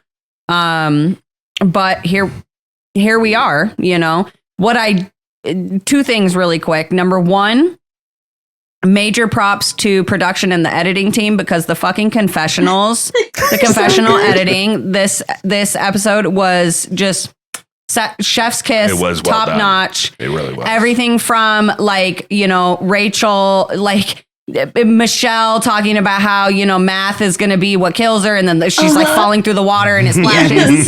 That all the way to my favorite one was the one where it's Rachel's confessional and she's talking about how she's going to split up the Vacation Alliance so that Josh and Tori only have her left to work with, and then it shows Tori turning and looking towards her and she's like, thank you. And I was just like, this is fucking gold. This confessional editing is fucking gold this episode. So major props to them. Oh, there was one earlier too. Can I of course. Put it in that's wrong. Can I put it in there? You can put it in there. All the things. It fits. Bottoms out. Sure cocking it.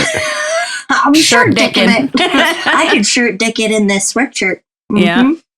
Maybe I am right now. You'll never know. Don't know. They'll never know. Especially if you're just listening. Oh my God. Anyway.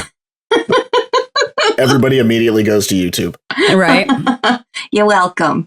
Maybe you'll catch more on OnlyFans, the Patreon, or OnlyDads. Subscribe to our Instagram. You never know what'll be there.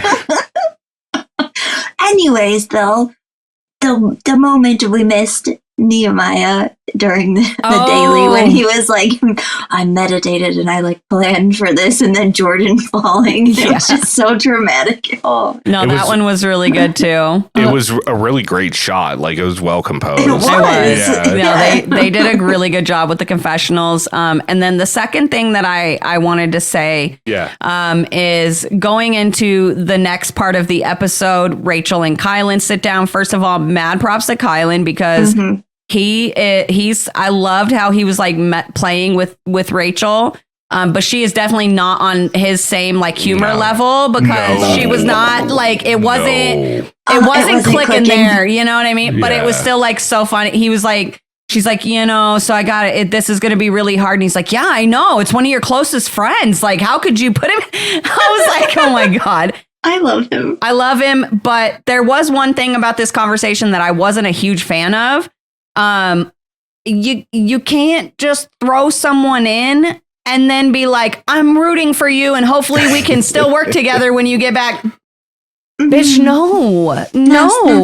I'm putting your ass right the fuck back in. Like, like what? It's that old school challenge mentality. Like, hey, you're the sacrificial guy. Yeah. I'm sorry. And you need to just be okay with that. So I was glad that Kylan like stood his ground. Like he was fine with it. Like that's fine. But I know where we stand, and that's what I think I really love about Kylan is that he'll make a statement in the elimination, but like he's not going to hold it against you, but he's going to hold it against you. You know what I mean? Like he's not going to make it a personal thing, but if you come after him in the game, he's coming right back after you. Yeah. I like how he said too, he's like, I wouldn't, this doesn't solidify her as an ally, but it also like doesn't mean I don't owe her anything. Yeah. Yeah. Exactly. Yeah. Exactly. That was the quote I was referring to earlier when I said like that moment also, to use his words, solidifies the fact that Kylan is right for this show. Like you said, doesn't solidify her as an enemy, but it does solidify her as an ally that I do not owe anything to. Exactly. He still views her as an ally, which is huge. But I don't owe you anything. Right. We'll see what happens down the road. If there becomes a place where we can work together, cool. But I don't owe you anything, know? And so I really like that. I love the way Kylan looks at this game. And I love that he plays it without his emotions. Like, it's just, I love watching it. I love watching Kylan play. So I really want to talk about this next part real quick before we get into eliminations. Yeah. And I'm going to preface it with the fact that Devin's talking to Michelle, Kaycee, and Olivia about how Josh needs to pay because he's not, playing for the alliance. And that raises the question is Josh out of PTO and not in the Vacation Alliance anymore? That's pretty funny. You're welcome. Look, here's my thing. Like I've actually been struggling with this because I see Devin's point 100%. Like you're saying that you're loyal to us, that you're with us, but you're also making paying off all these dues to other people. And we get it. You have a lot of friends, but like, I get where he was like earlier when he was saying, look, like there comes a time where you have to pick a side and now's the time where you have to pick a side. I didn't really like the way everybody kind of like cornered Josh in the room, not cornered him, but it was like 5 of them there, all fucking confronting Josh while he's getting screamed at by Michelle. I was just like, girl, calm the fuck down. It was the whole Vacation Alliance plus Michelle. Well, I'm surprised she's not on that flyer with Devin. She will be. She'll be there. Give it time. Also, another thing that stood out to me about the conversation when they were talking to Josh was that Josh was like, why do I always have to be the one to pick a side? And I'm like, what? Like everybody has to pick a side. What do you mean you're always the one? Special. Like you have to pick a side because you make friends with opposing sides in the game. Like and that's just, the way it works. And not saying you shouldn't do that, but that's just how it happens. I'm sorry. No, please go ahead. To me, it's a Big Brother game. It's building a relationship all over everywhere you can to save your ass, no matter what the probability of someone winning is. But I think it really boils down to what I said earlier, which is Josh is a victim of his own success at building friendships. Yes. And then all of a sudden people start calling on those friendships like Banana, like, you know, Kaycee, Rachel. Yeah. And this is the worst case scenario for him right here. Yeah. So, you know. Yeah, it's a really bad situation for Josh, you know, especially being, like you said, being friends with as many people as he is. So now here's my question that I want to pose before we move into the elimination. Yeah. And it's something that we've debated on this podcast for like literal years since we started this podcast. In this situation, do you play for your alliance or do you play for yourself? This point in the game, you play for who your ride or die is. Because if Tori was in that situation and Devin was on the chopping block with someone else in Era 3, Tori would have played the card like, dude, I need you to do this for me as a friend. Yeah, you like I need you to do this. Yeah. Mhm. And that's my thing. Like, look, I don't expect, first of all, I just want to say this is the weirdest situation I think I've ever been in with the fandom and with Josh, because the fandom is not upset with Josh. They're saying he did everything right and that all of his friends are being bullies for no reason and all this stuff. And this is the one time that I'm looking at Josh a little sideways and I'm like, bro, what the fuck are you doing? Like, but other situations in past seasons, I was like, okay, I see where Josh is coming from. And the whole fandom was like, fuck this guy. You know, like I can't seem to get on the same page with the fandom and Josh. But this episode, I was not feeling, I'm not feeling it the way he's handling this situation. I get he has a lot of friends, but I just feel like he's mismanaging how many fucking connections he has in this house. And he's like putting at risk, not your friend. You're not willing to put your friendship with Rachel on the line, but you're willing to put your friendship with Kaycee on the line. And I think that's where I'm like, what? Like, I'm just confused. Like you said, if it's your ride or die, that's your ride or fucking die. Like, well, and that's my thing is like, I'm a firm believer of don't ask anyone to do something you're not willing to do yourself. Right. And you can't tell me that Tori's not willing to do what they're asking Josh to do. If it was for Devin or Josh in certain situations, not even here, but look at what she did on World Championships when she's paired with Danny. Her and Danny should have won that season. Yeah. Because Danny wanted to get Jordan out. They get Jordan out. She wins that season. But her friendship with her ex-fiance, which a lot of people don't have that type of friendship with, you know, their ex, whatever. Right. She put like one of the greatest team ups in jeopardy of not doing well that season based on her friendship and not letting that partnership go. So they're asking him to do something because they would do it for him, in my opinion. Right. Because I feel like Devin has that type of friendship for Josh. Tori has that friendship for Josh, and so on and so forth. Right. Real quick, before did anybody else have anything they want to add to this? I just want to mention, I think that it's a matter of sounds weird because like you never want to rank your friends from like best to least best. It's like he needs the MySpace. He needs the MySpace top 8. He needs his top 8. 6, whatever. Yeah, exactly. For dude. real. He's moving people's around. Yeah, like he's got so many connections all across the game, which is great. Like you said, Rick, like it's his own downfall because he's too good at the social game. Yeah. But you really have to go into a game like this, especially season 40. Look at all the people that are going to play this game. And I don't care if you need a flow chart, if you need a whiteboard, whatever you want to do. If you want to borrow Laurel's notebook, like make your list and rank it 1 to 40. And if the person who's asking you to do something and then somebody else asks you to do something, refer to your list. Yeah. If one person is 12 and one person is 4, back the person who's number 4. Exactly. Look, and here's, actually, you know what? We need to keep it pushing. Before we do that, do you need to get some coffee or something? Because I notice you're out of drinks. No, I'm good. I can get through the elimination. Are you sure? Yeah. You sound a little coarse. You want a drink of mine? I'm good. Okay. So she doesn't want your cooties, right? I don't have any more creamer, so I don't want any more coffee. Oh, dang it. I'll give you money. Anyways, I give you money. Yeah, that's my job. Money for the poor. obviously I had really itchy eyes when I was a kid. I just keep rubbing my eyes because I'm getting tired. But we go into the elimination, which is this. I mean, it's self-explanatory. It tells you exactly what the elimination is, but it's the stupidest title. Cable Connection Showdown. Showdown is redundant. Showdown. Collision course, tangled cables, lights, buttons. What will happen? Sand. The whole fucking time, like that, like I was just staring at this elimination and listening to TJ explain it.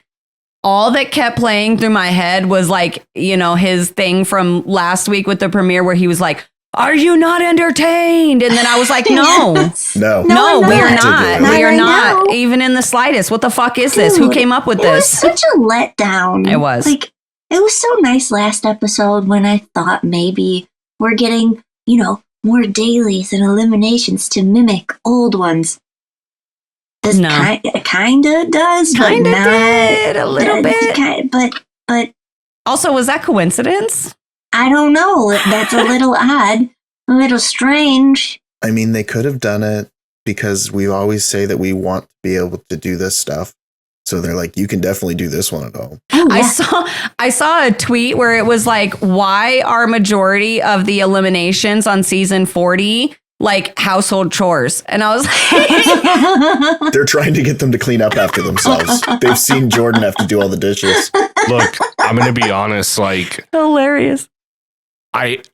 I don't hate the elimination as far as difficulty for the participant, but I Right. hate it watching it. Watching it. Yeah. I like the idea of it. It just was boring as fuck. Like you said, it's a letdown for the two people, especially on the women's side, in Tori and Kaycee, that we're getting in this, to have tangled cables and plugging them into sockets. I want to see Kaycee and fucking Tori do a pole wrestle or a hole Yes, brawl Or an something endurance. falls physical. in or some kind of endurance. Like, do Yeah. something. Back like up this. off me, something. Yes. Not so fast. Literally, almost not anything. Almost Yeah. anything. I We don't. did get something. This was technically anything. I don't want to see a hall brawl because that means that would be 2 episodes or 2 times in a row in an Yeah. episode where we would hear about Kaycee playing professional women's football. And I know it.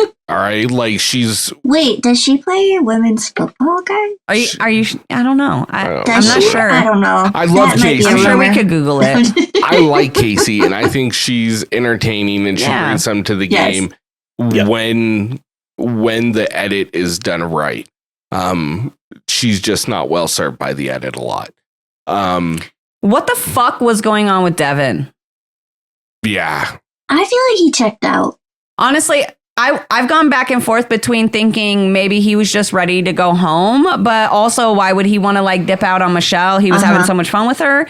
And then we get the confessional from Bananas where I believe it's Bananas anyway, but he's like, you know, Devin's just overthinking this. And I'm like, you know, Devin's known to be like the guy to find like the loophole through things. And I'm wondering if he literally was just overthinking it, trying to find a loophole to having to unravel those things all the way that it ended up fucking his game. Yeah. You know, Mhm. it was tough to watch. Because Kylan freaking murdered Devin. Like Yeah. he murdered his ass. Rachel murdered him in that fucking confessional.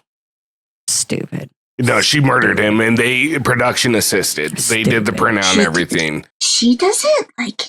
Look, She doesn't like him, and I don't know. Never mind. It doesn't. I'm not gonna. That's a different story for another day. Yeah, here's my thing. I was upset because you get all these fucking little confessionals and moments of Devin where Devin shines most of the time, and then we lose him in this. And it's like, fuck, it's one of the more entertaining guys. And him and Bananas dynamic is something I would watch for the whole season. I don't want to lose it 2 episodes in. Are we going back to Laurel and Cara now? Because that's what I don't Don't want. say that. No, we are not. Like, take it back. You know what I Take mean? it back. Knocking on wood. So- Oh, No, I don't know.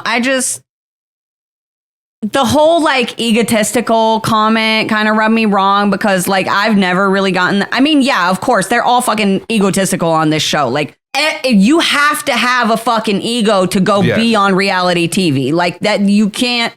That's just how it is. You know what I mean? And then to be on a show like this consistently over and over again, you develop these characters and you really let that ego come out. And so, you know, maybe he is a little bit more, you know, egotistical than what we see in the edit or than like our experiences with him.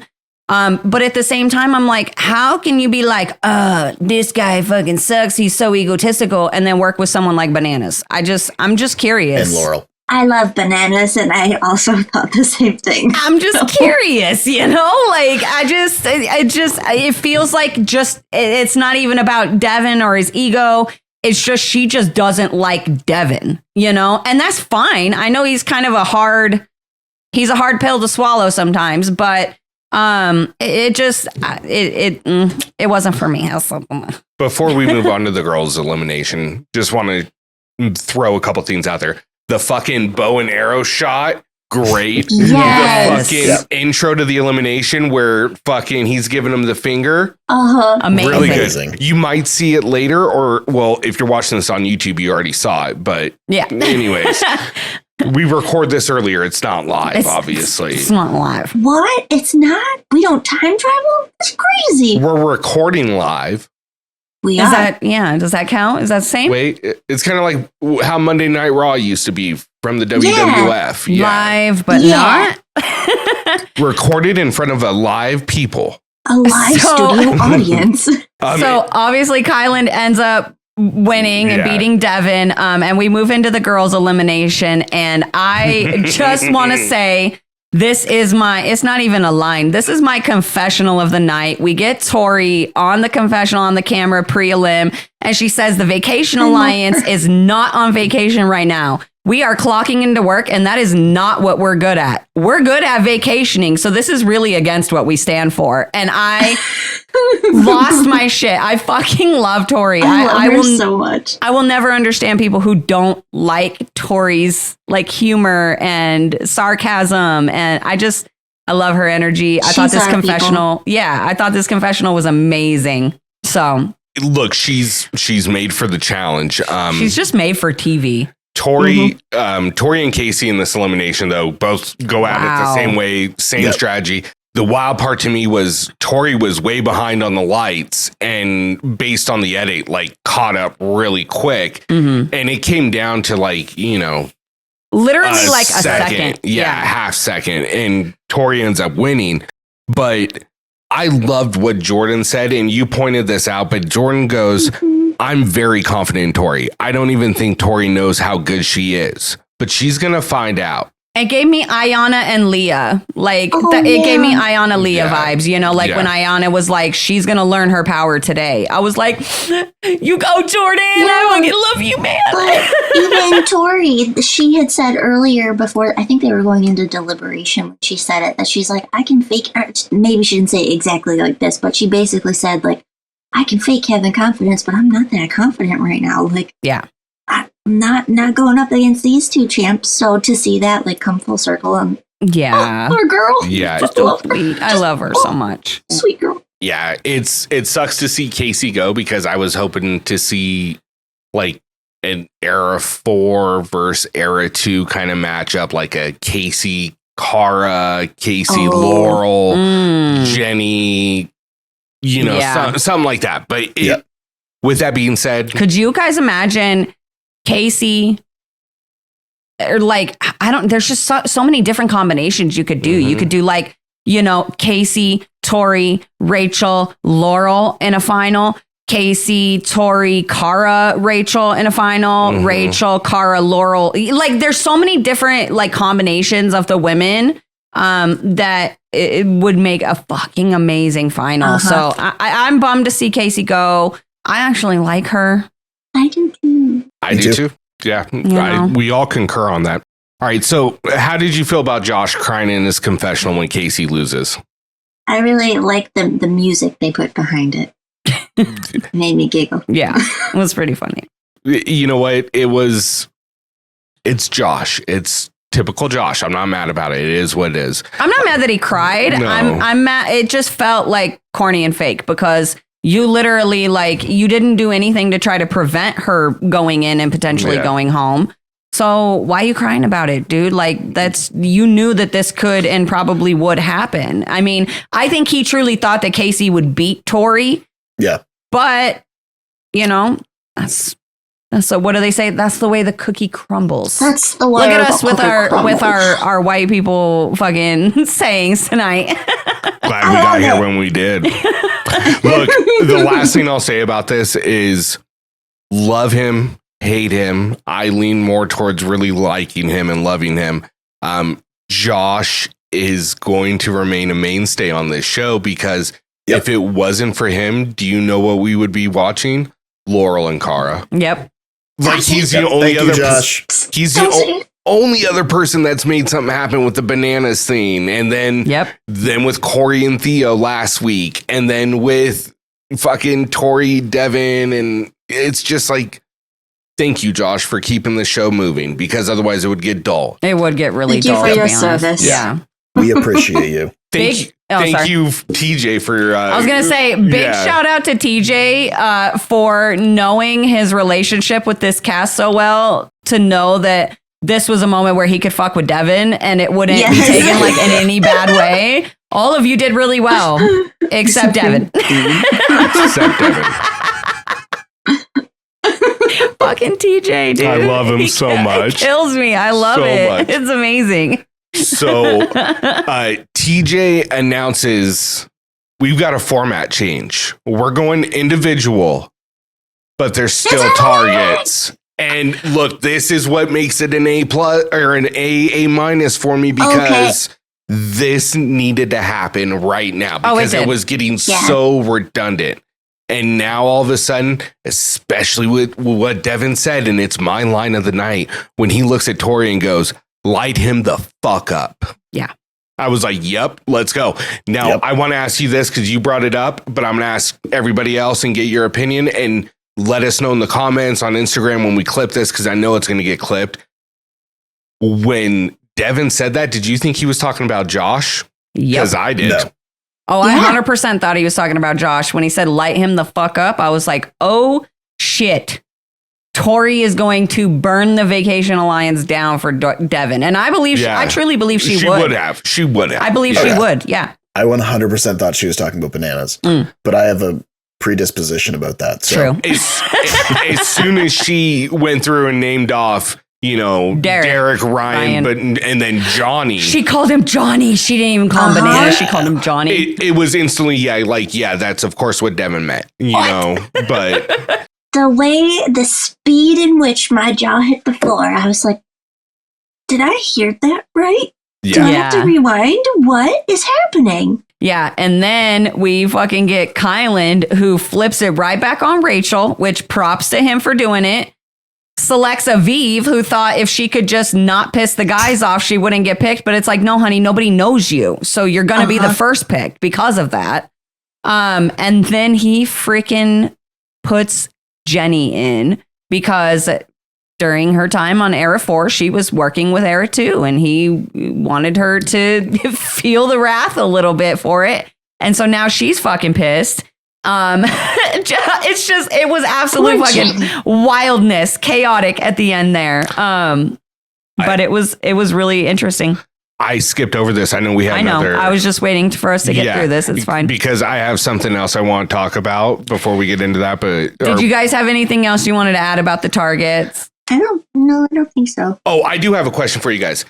With this new format of selecting 3 targets, how do you think the eliminations are going to work? Do you think it's going to be the winner chooses 2 out of the 3, or those 3 are up against whoever what do you think is going to happen? I think it's going to stay the same. I think whoever loses the daily goes straight in.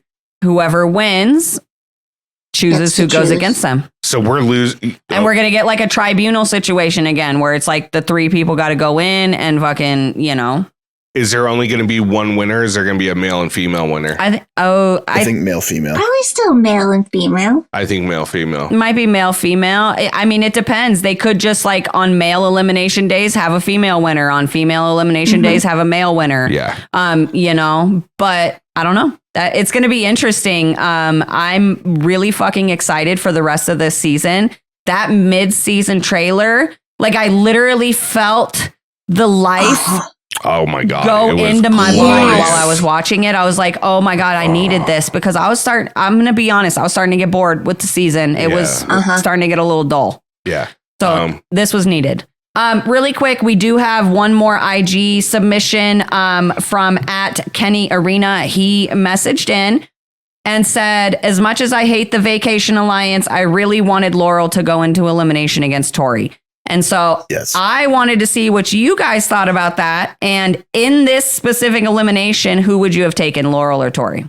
Tori, and I would have appreciated Laurel going into elimination. I'm at a point where when Laurel gets a confessional, I tune out and then I just tune back in when it goes back to the show. I'm not feeling it. Yeah. Like I haven't since the same time that everybody else hasn't been feeling it. And I feel I'm sort of conflicted about it because I did initially like really enjoy Laurel and what she brought to the show. She's just like angry now and it's not fun. She takes it too far. It's and I've been telling Rick the same thing. Like I've always been a fan of Laurel, but this season it just feels a little bit like maybe I don't know. I don't want to say like she shouldn't be on reality TV, but maybe like right now, whatever's going on in her life, maybe it's not the best time.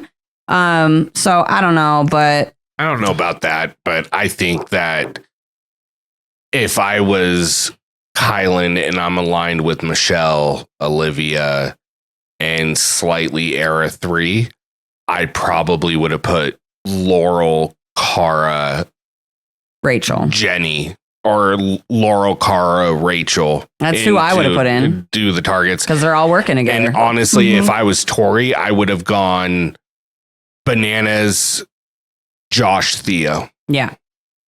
Because if anything happens between Bananas versus Derek, Bananas versus Ryan, the percentage that the chance that Bananas is going to win is pretty high. Mm-hmm. But if you put him into an elimination where he's got to potentially go against Josh or Theo in either a puzzle or a physical, changes a little bit. Yeah. I think that Tori was very tunnel vision in that moment to just deal as much damage as possible to Era 2 and force them to go against each other. Yeah. But I do think there were some better options. However, again, major props to Tori because this is what I'm talking about. She's friends with Bananas. They have a good relationship, but Devin is her ride or die. And she is going to, like she said, ride for him until she gets fucking kicked out of this season, she is literally going to ride or die for him. And I appreciate that. So props to Tori for that one. 100%. Yeah.